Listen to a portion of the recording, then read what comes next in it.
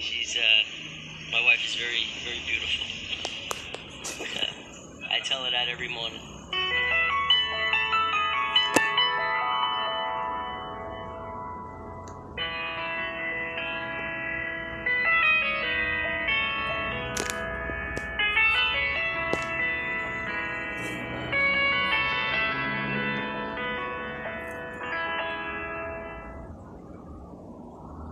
Excited na ang dating sexy star na si Ramona Revilla sa nakatakda nilang pagpapakasal muli ng kanyang asawang Amerikano sa darating na November 4 sa Makati Shangri-La Hotel. Ito ang ikalawang beses na magpapakasal sina Ramona at Frederick Farrell matapos silang ikasal sa Amerika. Ayon kay Ramona, akala niya noong una hindi seryoso ang kanyang asawa nang itanong nito kung paano siya liligawan. Sabi niya, gusto kita, paano nga daw liligawan? Sabi ko, kung gusto mo, pumunta ka ng Pilipinas, which is I'm joking at the time, parang ang layo natin para puntahan niya.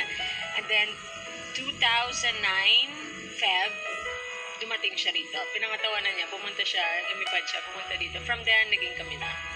At talaga naman daw nagulat siya nang malaman niya na seryoso ito sa kanya. Yeah, nagulat ako, pero alam mo no, pagdating sa love, lahat gagawin mo. I know it's love nung ginawa niya yun. Ayon naman kay Frederick, ang mga katangian ni Ramona ang higit na nakatrack sa kanya bukod pa sa napakaganda nito. She's very caring, very loving. She's taught me a lot, very smart, independent.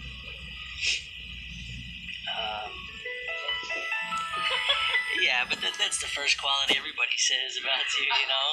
I mean, that's obvious, you know? But yeah, she's my wife is very, very beautiful. I tell her that every morning. Samantala, inisa-isa rin ni Ramona ang mga katangian ng kanyang asawa na naka-attract sa kanya. Sense of humor, and then, guwapo. Of course, guwapo yung asawa ko. Asawa ko, sasabihin ko. And, mabait, very caring, very loving. Bagamat mahal umano niya ito, ngunit kailangan na nitong magbago ng relihiyon. Hindi rin kami pwedeng ikasal sa church ko hanggat di siya nagpapakonvert. So, walang kasalang mangyayari kung hindi siya magpapakonvert. At dahil muli ikakasal, ano kaya ang pakiramdam ni Frederick?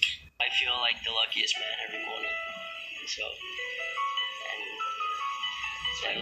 that'll continue for the rest of my life. Every day gets better. Samantala, tinanong ko naman si Ramona kung ano ba talaga ang ipinakain niya kay Frederick at mahal na mahal siya nito. Na-attract ata sa beauty ko.